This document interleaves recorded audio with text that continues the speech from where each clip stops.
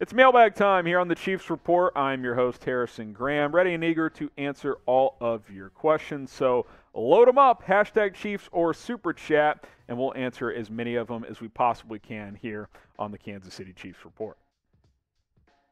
We'll get things started with the real Chiefs fan. Appreciate the $5 Super Chat. How important is it that Mahomes uses the preseason to gain chemistry with the new wide receiver group? Also, Orlando reporting is the best thing for Pat. I would say it's mildly important. Andy Reid historically does play his starters more than other coaches. Even Patrick Mahomes last year played a decent amount in the preseason. I would guess he will get some run this year as well, especially in that second and maybe that third game.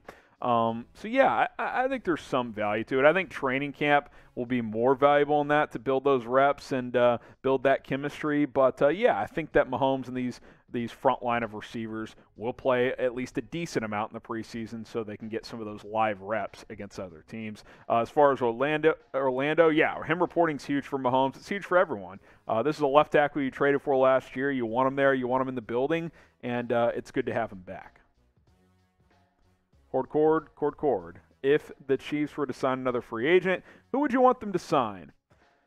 Oh, I don't even know, man. I've been saying a defensive end forever, but once you got Carlos Dunlap, I think you filled that spot. If you wanted another depth pass rusher, I wouldn't say no. Maybe a corner with Rashad Fenton still on PUP if you wanted to get a vet in there, although Joshua Williams has done some nice things. The day 3 rookie draft pick, he looks like a guy who could step in and give you some run. But I don't think you need another receiver. If you wanted to go get someone like an Emmanuel Sanders or Cole Beasley, sure, you could do that. But I think you're in a pretty good spot overall.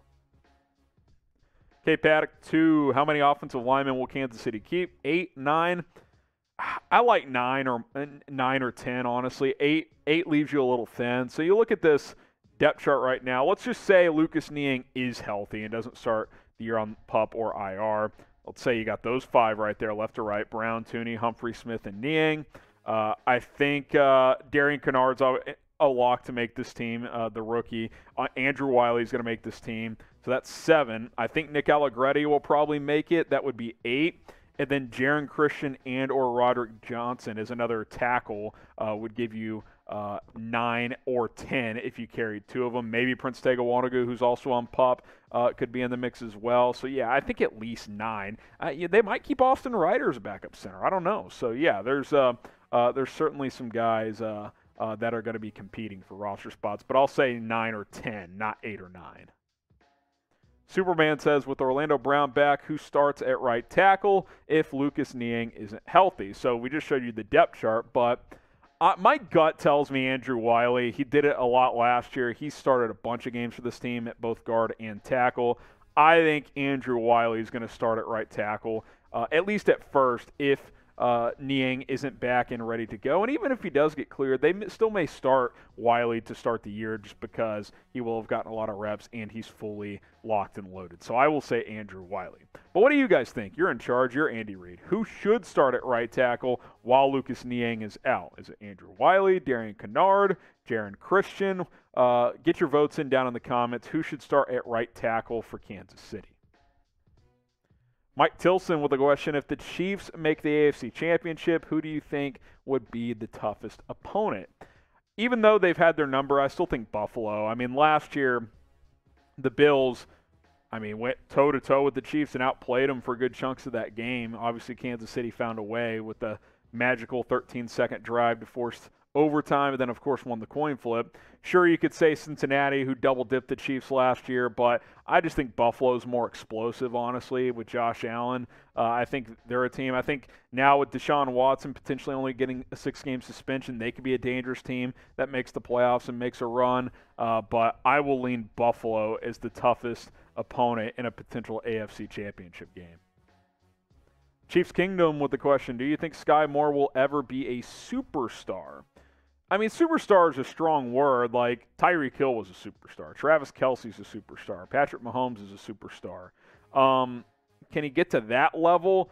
Like, a tick below that would be someone like, I don't know, like an Amari Cooper or a Brandon Cooks or someone like that. I think he could for sure get to that level. Can he be just an absolute superstar? time will tell. He's looked good in camp so far, so we'll have to wait and see. Sam Banks says, who's impressed you the most at training camp? Right on cue.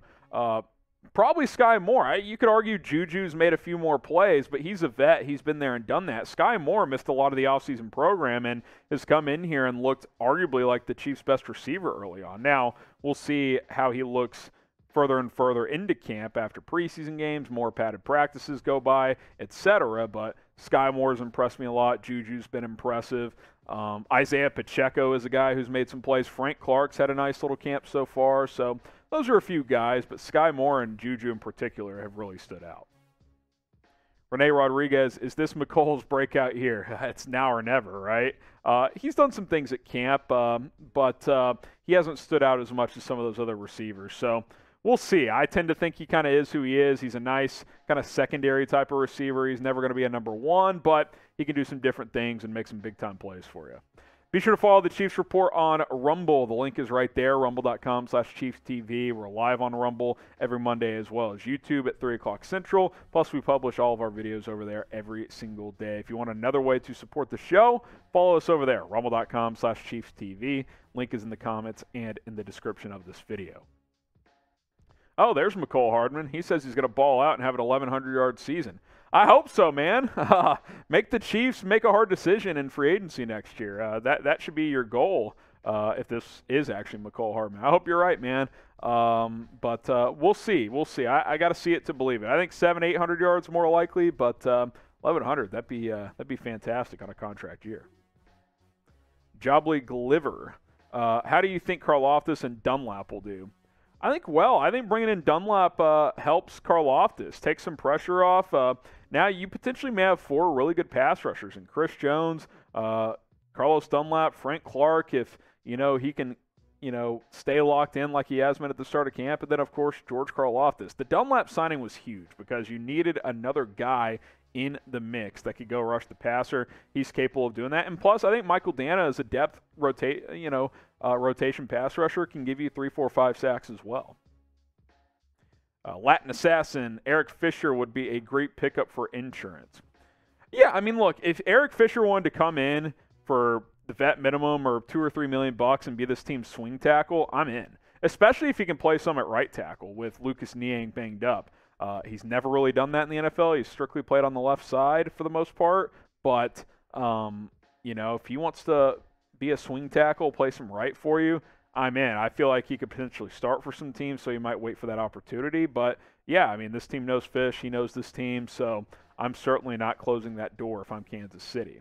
Make sure you guys subscribe to the Chiefs Report for more Chiefs updates because we're getting closer and closer to 31,000 subs. You guys can help us get there, trying to get there well before week 1. So subscribe to the channel. We will have the latest updates coming out of training camp on a daily basis. So hit that big red button and subscribe. Kenny Powers signed Randy Gregory. Nah, he's not a free agent. He's with the Denver Broncos. But appreciate the question, Kenny. If you have any other questions, be sure to hit us up in the comments section. Be sure to use hashtag Chiefs or Super Chat to get your questions on the show, like Kevin here. Do you think with Orlando coming back that it's almost guaranteed an extension happens next offseason? I wouldn't say that, but what I would say, Kevin, is him not showing up would have lowered his chances of getting an extension. He needs another year of really good tape, more consistent tape, and if he puts that out there, he's going to get paid. Whether it's by this team or another team, Orlando Brown will get paid next offseason, I believe. Sure, he could get tagged again, but another year of the tag. Next year it's $20 million, and then he's in a great spot for the next year to make $25, $26, $27 million with the cap keep going up. So he's in a good spot. Just needs to get in here and perform at a high level this year. Who's going to have more sacks this season? Type D for Carlos Dunlap. Type C for Frank Clark. Here's to see what you guys think down in the comments. D for Carlos Dunlap, or you can type C for Frank Clark. Appreciate all the questions. Be sure to follow me on Twitter. It's at HGramNFL, at HGramNFL. You can also follow me on Instagram at HGramNFL. Same handle for both social media platforms. So give me a follow on social media, and we will continue to update you guys with the latest Chiefs news and rumors over there.